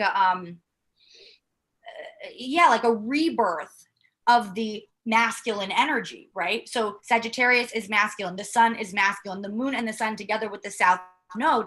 This was kind of like a changing of the guard. Not only have been working with this empowering feminine energy all year, but now it culminated in this eclipse that actually was a rebirth of the masculine. Now, when we say the rebirth of the masculine, we're not talking about a rebirth of baby Jesus, and we're not talking about a rebirth of like the male collective. What we are talking about is this rebirth of the love and a rebirth of the it is a rebirth of the masculine energy. So we're talking about like twin flames, or we're talking about divine partnership, we're talking about the divine feminine and divine masculine. Well, until this past eclipse, the divine masculine has sort of been in its own, and this is within all of us too, even for the women, has been in sort of this topsy-turvy, chaotic, what is my purpose? What am I doing here? Now the masculine has been reborn and is actually being birthed in this like ascension moment that we're in this great conjunction, in this eclipse. What does the solstice represent? The rebirth of the light. It's actually, the days will start getting longer now. We're actually, even though in the darkest of the night, we feel somber, we feel isolated, we feel alone, it actually is where we find our inner light, and we are able to be reborn from that place. And we can plant seeds now that will start to come into fruition in the spring. The same goes for divine partnership. The same goes for divine, our divine balance within us, right? So this rebirth of the divine masculine was really, to me, the beginning of actual divine union and actual divine partnership. And now on this very Aquarian solstice day, we are actually here present with the divine masculine and the divine feminine, both kind of ready to show up and be this higher relationship for each other and be this higher guide into into universal love, which is not about monogamy or not about, rules in the 3D. It actually is about understanding and hope and care and concern. And the masculine is here to provide structure for that feminine chaos. And that is the era that we're walking into. The feminine is going to be having all of these new ideas and visions about the truth and about the future. The masculine is there to support the actual building of that future. And now we have a shot. Yep. Was that TMI? No, it was perfect. And you taught me some things. So I will tell you what I learned and then tell you the cards. So first of all, okay, so what you're telling me, right? Because I didn't think about the new moons at the degrees and all next year. So what you're basically saying is it's a master class. Next year is the actual master class. Yep. Yeah, we've been studying. We've been doing a lot of that if we've been studying. And so next year is the actual master class. We're going to be feeling the effects, and we're going to have those mastery levels integrated into us if we go through the process smoothly and come to terms with whatever we have to come to terms with on every full moon. So keep that in mind. That's super powerful, because that's exactly freaking right. So then common Neo-wise, I want to talk about this, right? Because Neo-wise, or the wise one, if you want to rearrange the letters, or Neo from the Matrix. Did you guys know that the remakes is coming out in the next few years? I love the Matrix. The Matrix is fact. The Matrix is Bible. Yeah, the Matrix stems from the I Ching and all of these like ancient understandings, right? And the Matrix is very timed and very crucial to our lives, because I'll run it down. So Neo, which is also spelled as one, because Neo is the one, and we are all the one, the wise one, the Neo-wise of our life, right? We're going to keep bringing it together. And once again, the Matrix next remake is coming out in the next few years. So now on his 7th try of going into the Matrix, right, he finally decides to choose love, which everyone told him if he chose love, he wouldn't be able to do what he was supposed to do. And then he realized that he is the one in his own life, and he had to choose the one for him as well, right? So when he makes that switch to love and learns that master lesson, he breaks the whole paradigm of his life. And instead of what they said was going to happen, the exact opposite thing happened, but he didn't care, because he was making the sacrifice to say, I will not participate within this system anymore. And whether or not my dream is real, I will chase it till the death of me, right? The one. So as intense as that is next year's energy. Are you telling people what you really want from them? And you never know what's going to happen. You just never know where it's going to go. You never know what paradigm needs to be shifted for you to jump into the portal, right, through this galactic center into this next timeline that is already happening as we speak, which are the crazier quantum understandings of our life. But this is what we're on a slow build now to understanding as a collective, which years ago, this shift actually occurred, where there are books talking about spiritual interconnectedness and how the blending of all religions is the future. This is finally the blending of all of the religions. I learned a fun fact about myself. I talked to my dad for the first time this week, and he told me I was christened or whatever, baptized as a child. So actually, even though my family is Muslim, he separately took me out of that, baptized me or whatever, and I'm actually Christian, but I'm actually not. Wow. Yeah, wow. I was like, what? I was like, thanks. 29 years old? This is where I'm gonna find this out. I'm not even Muslim. I was like, all right, cool.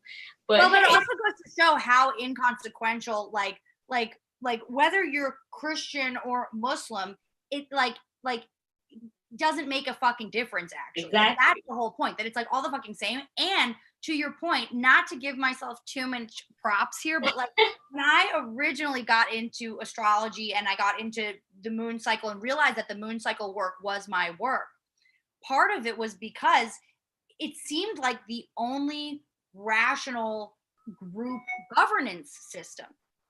I've always been a community leader. I've always been, I was always class president. I was always the captain of the sports teams, even if I sucked at the sport. I've always been a leader, whether I like it or not. But I was feeling really disheartened because in my career and in my community and in every way, I felt like I didn't believe in. I believed in the law of attraction. I was a practicing life coach. I was a comedian. I believed in humor. I believed in certain things. But when I started to understand the moon cycle work, I realized that it was truly for everyone, that it was the most unifying spiritual emblem that we could possibly imagine. Because whether or not you have money or whatever color your skin is, or however you were raised, whatever religion you were raised in, this moon was always going to be on this trackable, visible cycle. And you don't need an expensive life coach. You don't need an expensive transcendental meditation program. You don't need to sign up for any kind of religious organization in order to get the healing that every group is trying to provide, which is just this like sort of accountability to your soul and an accountability to yourself. And no matter where you are in the world, no matter what color your skin is, no matter what age you are, you have the ability to work with the moon cycle in a completely personal and collective way. And it's a time tracker, and it is, it literally is gravity, and it literally is this way for us all um to sort of check in with each other. When it's a full moon, we know everyone's going to be acting a little bit crazy. When it's a new moon, we know everyone's going to be feeling internal. Instead of getting into those fights at work or getting into those fights with your family or whatever, when we are conscious of the energy, because we can see it and we know, we may not, it's not about not being honest or not engaging, but we may not allow ourselves to be like taken by the tides. When we actually are following the moon cycle, we can surf. And so we want to be so conscious of the moon cycle. And this is, to me, whatever religion you are, and I have respect for religion, and I have respect for faith, and I have enormous belief in God, but it's not about what religion that you practice or what traditions you maintain. It's about knowing that when we're under one moon, everyone's welcome. And it is the same for everyone, and that you can come and find a safe space at the Moonual, no matter what like deities you believe in, or no matter what mythology that you personally feel attached to or that you were raised with. It actually is all the same. It actually is. People ask me all the time, well, what do you think about, there's Vedic astrology, there's all different types of astrology. It's all the same. It's just different perspectives of the same sky. Religion works the same way, where it's ultimately all the same. Everybody is trying to organize and govern so that we have a higher connection to spirit. That is what it is. And whatever you use to get there is what you use to get there. But ultimately, the goal is the same, which is to actually tap into our own divinity and have faith in the unseen and the unknown and the occult, and actually surrender into, the things that we can't see, but that we do believe. And so, come to the Moonual, I guess is all I'm saying. Hell yeah, come to the Moonual, because we're going to do some great work all next year for sure. Now and then show you some of the cards that I've been pulling, which I've now declared this is my official Moonual deck, which is my alien deck. Like, this is the one I'm going to use. Age of Aquarius, we're aliens. Welcome to Earth. So 10 of lasers, right? Which is 10 of swords, basically, saying that there is to be expected a lot of more pushback in our personal lives, or we're just gonna, even if we're very strong people, right? I have a very strong auric field where it takes a lot for someone to come directly to me and complain about something or say something about me, right? But I can still see the messages from like all the people that I don't even know that got something to say. They come subtly. So pay attention to those things, because you're going to learn where the opposition really lies. And it's more for you to just be aware so that you can pick your learning from it. Remember, masterclass all next year. Then we got the end sign of comments, which means there's a lot of new love.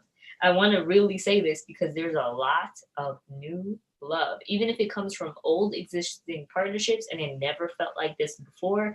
Look out for those new offerings and give your new offerings. Please give your new offerings, because to whoever it is, to wherever they are, whether it's family members, you need to go back and tell that you love them, your niece, your nephew, your mom, whatever. Keep giving out your love again, because people need those reminders, and so do you. You'll get it when you give it. Then the tower, never short of the tower, yes, there are still some bigger coming downs, right? I think this is specifically for this conjunction energy we're feeling, we're probably going to see this effect now really once we hit into January, right? That new year. It'll be another big bang type of new year. So kind of expect that energy and protect yourself accordingly. You don't have to do nothing crazy to do so, but be mindful that in itself will help protect you. Then Four of Commons reversed, right? So we don't, going back to the gifts of love, take them, take the opportunities, take the gifts. They're not going to continue to come. This is the master class. The gifts are effortless. If they're there for you, if they're there for you, then they're for you.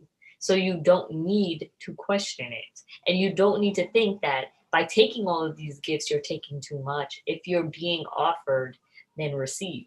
We're learning how to receive. We're leaving this like stressful receiving place, which is that old feminine energy. Well, I think that's what Lilith moving into Taurus signified. Yes. Oh, actually, I think that there's been this like belief or this sort of paradigm that we've been living out where like the divine feminine in masculine as well has to overgive or overcompensate or, work tirelessly in the dark. And that's just not true anymore. Yeah, exactly. So now it is like you don't have to be in pain for those things, right? Even if it's like a new thing that you're receiving that back in the day someone would have called you names for or put you down for, because this is a path. Like, hey, you want to be a stripper this year? You can get the opportunity. Fucking take it. Buy that. I have to. OnlyFans is the only place to make money. No, for real. If you want to start that OnlyFans, this is telling you, don't shy away. It's okay. There's enough people here that are going to throw you some shekels and some pennies and some coins. Do it and take the money because you deserve it. Now, Four of Rockets. We're literally reframing the pain in receiving to like joining together with others and really loving that exchange. So we have to transmute every energetic exchange. This is the big one. It's going to be a little difficult. It's going to be hard when you're scared to let out your strangest of quirks with somebody, and then when you do it though, they see you and they're like, oh my god, me too. And then it's literal like, me too, oh my god, me too, oh my god, I don't have other friends that do the same thing, how about you come out and we go out next Friday, and blah blah blah blah blah. And then the story continues. So it really is a shift. It's a complete shift from these fours. And keep that into consideration, because we are creating now through this master class and all these master lessons our mastery. We have to separate from that little child in us who is just learning, because we actually did learn. So now there is a big separation there too. So now as a person who has learned, what do you do with that knowledge, and how do you give that back, and how do you sit in your wisdom, right? Since now that's what we have to do, maintenance, and the maintenance on ourselves. So keep that in mind. Thank you guys for listening. Love it. Does anybody have any questions before I'm addicted to YouTube Live. This was so fun. I do miss, maybe we'll go on IG later too, just because this is the only stage I have these days and bitches gotta perform. But yeah, if anybody has any questions, feel free to throw them in the chat or reach out to Nicole and I separately, or you can hit us up on the Moonual. Follow the Moonual on Instagram. It's at the Moonual. Our next event is the 29th of December. It's going to be at 5 p.m. so that we can join the sunset and then, see the full moon rise. It's going to be fucking dope. And it's going to be so fun. They're always so fun. If you want to see the last Moonual, just send me a note. You can email themoonual@gmail.com. Josh, I'm so glad you came. Josh, Officially, you're on the next Moonual. We're here. Well, I'll send you the link. You know how it works. You can do whatever the fuck you want. But Josh is a comedian. Now Josh is perfect for this because he's an Aqua sun and a Cancer moon at 29 degrees. So Josh, you're literally, this full moon coming up is like an expression of your chart. So I'm really glad you're going to be there. And yeah, I hope to see you guys all there. Oh my God, Kate, I'm glad you're still here too. Kadidad, thank you so much. And I love the card you pulled. Kadidad's right. Do not let fear fuck you up. Follow your instincts, move into the future. And otherwise, oh, how do I see the replay? You know what? It's just on YouTube. Whoop, whoop, whoop. It's just gonna And be listen, there. if anybody knows how we can monetize this, so we can start the super chat and we can do office hours and we can like, answer your cards, give us some donations, let us know, because we really need to get to that stage, or just like, subscribe, share, so we can get more people on board. Definitely. And if you do want to donate, here's a link to donate. You're more than welcome. Nicole and I do need dinner, and we would love to, we would just love to eat well. But otherwise, yeah, we're really looking forward to seeing you. Replay this for sure anytime. And yeah, we'll see you guys on, I guess it's next Tuesday. Yes, next Tuesday. Excited. Okay. Caridad, you better be there. Yes. Okay, love you guys. See ya.